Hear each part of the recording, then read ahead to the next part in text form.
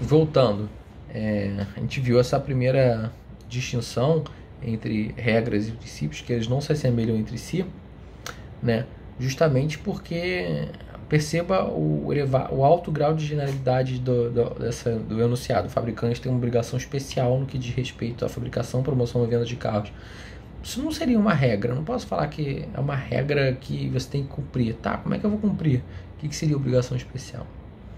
Então, essa primeira diferença, dessa primeira diferença vai decorrer outra, que seria que os princípios vão possuir uma dimensão que as regras não vão ter, que seria a dimensão de peso e importância, que seria analisada no caso concreto, né? No caso concreto, a gente ia perceber que a liberdade do contrato iria prevalecer, não iria prevalecer em relação à proteção dos compradores de automóveis. A gente viu que, como nesse caso o juiz decidiu garantir que a Bloomfield Motors arcasse tanto com as despesas médicas tanto com o conserto das peças, a gente viu que ela ampliou o significado da regra, né? Na realidade, criou outra regra, né? Bom, muitas das vezes também a gente vê uma sobreposição de regras e princípios. Por exemplo, quando a gente pega um enunciado que tem a palavra razoável, negligente, injusto, significativo, a gente vê que a aplicação da regra ela vai depender, de certa forma, da interpretação do princípio. Mas mesmo assim, o Dworkin fala que isso não transforma a regra em um princípio, mas apenas dá um caráter um pouquinho mais interpretativo para esse dispositivo, esse enunciado. Seguindo adiante, né, ele vai no tópico na seção os princípios e o conceito de direito, né, ele vai falar que já identificamos os princípios, né, como padrões de orientação que são diferentes das regras, já fez essa diferenciação. E aí a gente vai dar conta que, tudo vai ser princípio, tudo vai ter todas as regras, todos os enunciados, eles vão ter algum grau de abstração, né, algum grau de generalidade que vai falar assim, aqui tem princípio, né? Aqui não é uma regra pura e simples que a gente possa aplicar ou não aplicar, né? Mas ele continua. Depois que algum caso é decidido, podemos dizer que ele vai ilustrar uma regra em particular. Por exemplo, a regra de que o assassino não poderia beneficiar do testamento de sua vítima, que seria o caso do neto matando o avô. Então, seria uma regra que foi criada depois da decisão, depois do caso que foi decidido, né? Porque essa regra não existia. A regra que existia que seria que o filho não poderia se beneficiar do homicídio do pai, né? A regra, então, ela não existe antes do caso ser decidido. E aí, o tribunal, no caso, iria citar princípios para justificar a adoção ou aplicação de uma nova regra.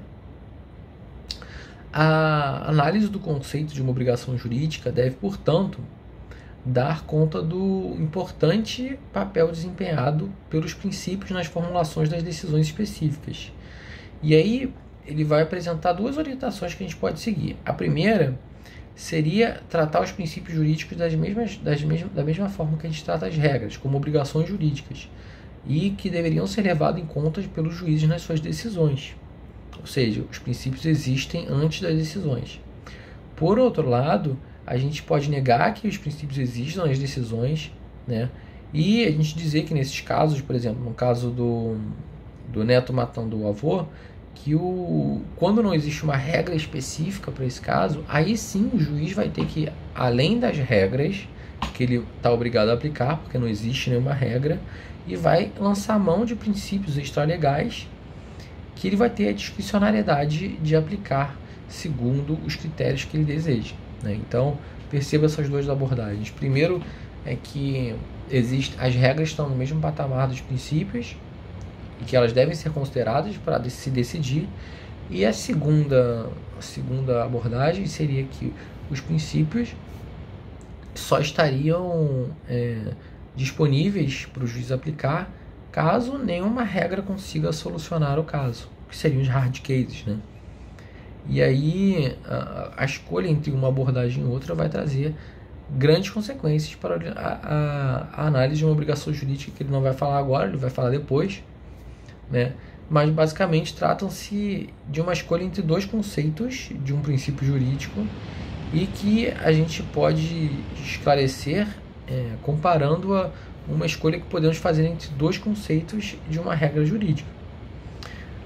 Enquanto a primeira alternativa trata os princípios como obrigatórios para os juízes, de tal modo que, se eles não considerarem os princípios na hora de decidir, eles vão estar incorrendo em erro. A segunda alternativa,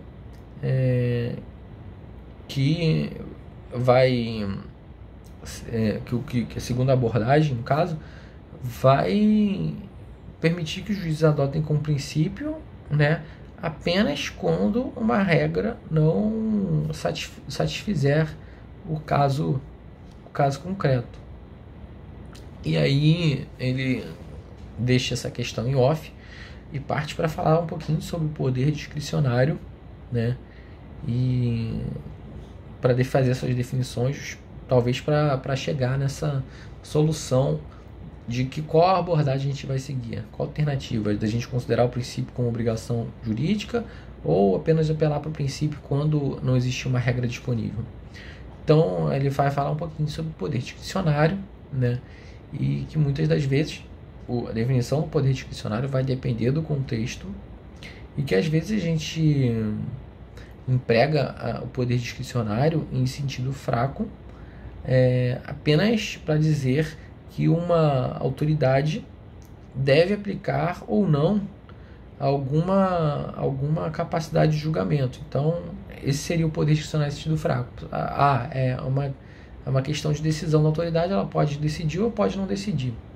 Um outro sentido do poder discricionário seria dizer que algum funcionário público tem autoridade para tomar uma decisão em última instância que não poderia ser revista ou cancelada por nenhum outro funcionário. Então seria uma discricionariedade no sentido de um mérito da decisão e que nenhuma autoridade poderia rever, né?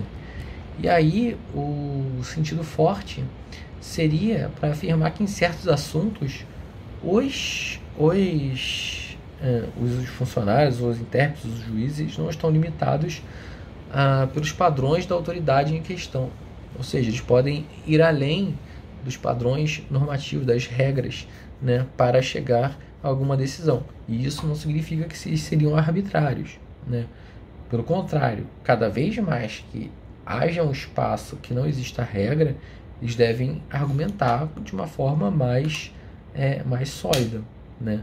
Mas esse tipo de discricionalidade se diferencia das primeiras, que enquanto uma era aquela questão de o funcionário público pode usar seu discernimento para decidir ou não, e a outra seria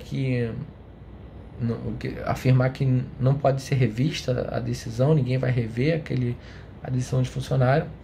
Essa seria mais um sentido forte mesmo da discricionalidade, que ele pode ter um alcance maior do que alguma regra que está posta, né? Então, basicamente, nessa relação do alcance de alguma decisão, né? Mas isso não significa que ele não vai ter que utilizar do bom senso, de padrões de equidade para tomar a decisão, né? Então, a doutrina positivista, né, do poder discricionário do juiz argumenta que, se o caso não for regido por uma regra estabelecida, o juiz deve decidir pelo seu poder discricionário. Então, por isso que ele faz essa distinção do poder discricionário.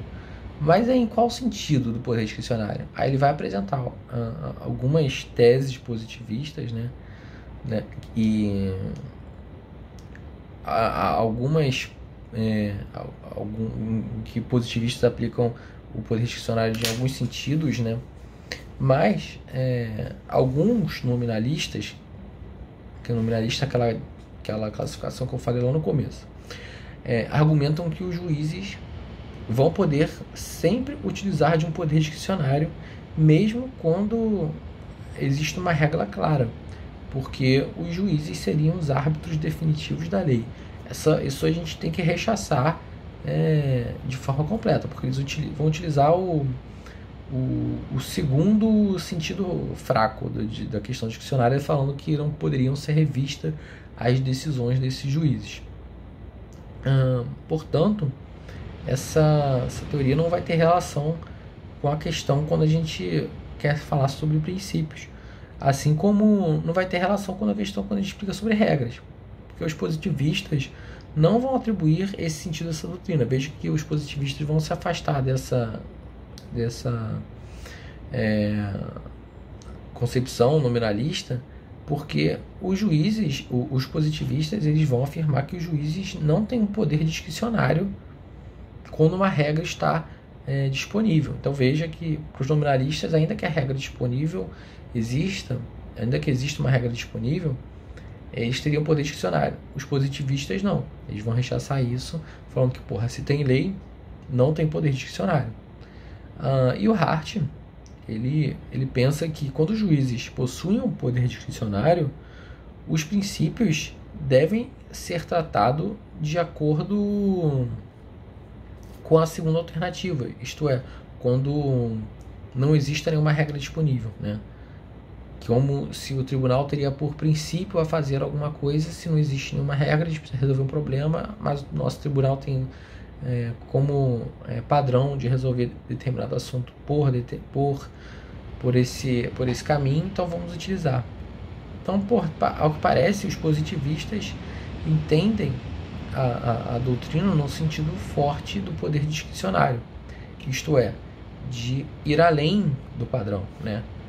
Nesse sentido, a discricionariedade vai ter relevância para a análise dos princípios, porque na verdade esse sentido nada mais é do que uma reformulação da segunda abordagem, que era de ir além dos padrões de regras já postas. Então, é o mesmo que dizer que quando o juiz esgota as regras à sua disposição, ele vai possuir o poder discricionário, no sentido que ele não vai estar mais obrigado por qualquer padrão derivado da autoridade da lei, porque não existe, né? Então, tem que responder essa pergunta: tem regra? Não tem regra, então pode utilizar do seu poder discricionário. Só que a gente vai perceber que isso dá muito, pode ter margens de discricionariedade, porque e quando existir uma regra, será que o juiz não poderia utilizar dos princípios para analisar a questão, interpretar a decisão? Então, beleza. De outro modo, a gente pode dizer assim, resumindo essa seção, que os padrões jurídicos que não são regras e são citadas pelos juízes não impõem obrigação a estes, ou seja, os princípios, como eu falei já antes, eles não vêm antes da decisão, né? Eles são utilizados pelo juiz, o juiz vai lá e pega o princípio e consegue decidir, mas a decisão do juiz não está alimentada por um princípio de igualdade, de justiça material, isonomia, enfim, os juízes têm discricionariedade a esse ponto para os positivistas. E aí, a última seção desse capítulo, que fala sobre as regras de reconhecimento, né? E aí vai ser um problema, porque as regras de reconhecimento, que são aquelas regras aquela regra do Hart, que reconhece que uma norma é válida, né, por causa do procedimento legislativo em que foi aprovado, isso fica complicado quando se trata de princípio, né? Porque como é que o princípio pode ser reconhecido, né? Então, segundo Hart, a maioria das regras de direito são válidas justamente porque uma instituição competente as promulgou. Algumas também foram criadas por um poder legislativo na forma de leis outorgadas. Outras foram criadas por juízes que formularam para decidir casos específicos, e aí entra muito a questão do common law, né, a questão do precedente, que vão instituir precedentes para o futuro, que foi o caso do Higgs versus Henningsen, que foi o neto que matou o avô. Mas esse teste de pedigree, né, que, como ele coloca, de validação, não serve para os princípios, né? A origem desses princípios, enquanto princípios jurídicos, não vão encontrar na decisão particular de um poder legislativo ou do tribunal algum fundamento, mas pelo contrário, eles vão encontrar numa concepção do que é apropriado, né? Enfim, por alguma, o que é a sociedade, pelo bom senso, né? A gente vai verificar que o princípio ele está permeando todas as atuações do dia a dia de cada um, né? E não porque tá escrito, né? A gente não pode achar isso em alguma... Lógico, o princípio pode estar de forma positivada lá com o nome, mas o princípio ele não... A ideia de princípio, né? Ela não está atrelada justamente em um documento físico como uma regra, né? E a continuidade de um princípio, a durabilidade dele, a perenidade, depende da manutenção do que é apropriado ou não é apropriado. Então, se porventura, o princípio começar a permitir que pessoas possam prevalecer dele, que possam se lançar mão desse princípio para conseguir coisas injustas, né? Por exemplo, algum princípio que fale que não tem problema se você matou o seu avô, você vai ter direito à herança. A gente percebe que esses princípios não vão mais desempenhar um papel em novos casos. Então, eles vão, mesmo ainda que eles não sejam anulados ou revogados, porque seria até uma tecnia falar em revogação de um princípio, uma anulação de princípio, já que eles, quando entram em declínio, eles não são revogados ou anulados.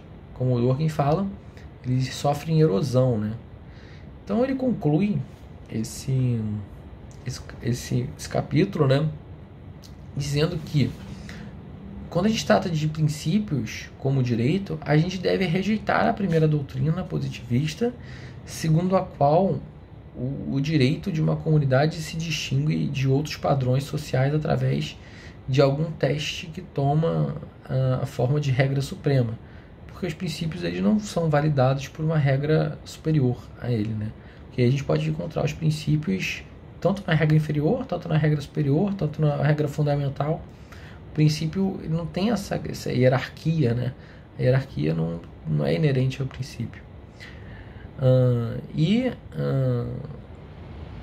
O Dworkin também ele disse que abandonou essa teoria do poder discricionário judicial porque ela não atende, né, essa delimitação do que seria justo, porque poderia causar muita arbitrariedade. E uma terceira doutrina, né, que seria a teoria positivista da obrigação jurídica, aquela que nos hard cases, em que não exista nenhuma regra clara, o juiz possa utilizar, né, possa criar uma nova regra a partir de um princípio, ele também vai rechaçar essa concepção, porque essa concepção ela não considera o princípio como pré-existente, né? Porque o Dworkin, a proposta dele justamente é tratar os princípios como direito, né? Colocando no patamar de regras, né? Que o juiz deveria considerar, e vai colocar a possibilidade de que uma obrigação jurídica possa ser imposta por uma constelação de princípios também com uma regra pré-estabelecida, né? Então, quando o juiz estiver diante de uma situação, de um hard case, ou sei lá, de qualquer caso, ele vai ter que olhar tanto para a regra, tanto para os princípios envolvidos. E aí sim, vai poder se afirmar que o juiz está tomando uma decisão justa, porque ele está sendo apoiado, né, nos princípios, né, que validam a obrigação jurídica imposta pela regra, né? E aí ele faz umas autocríticas no final, né? Não quero me estender muito aqui, não sei nem porque eu coloquei isso aqui, mas ele coloca assim, como a gente vai decidir que um princípio vai valer mais do que o outro, né? Como é consistente, né, essa abordagem do Dworkin com o respeito de uma obrigação moral, como a gente vai poder achar uma regra de validação, né, se não existe nenhuma regra de validação, nenhum teste para validar o princípio, como a gente pode decidir a favor dessa concepção. Ele vai fazer alguma autocrítica dizendo que não está imune de críticas à teoria dele, e essas questões devem ser enfrentadas, né?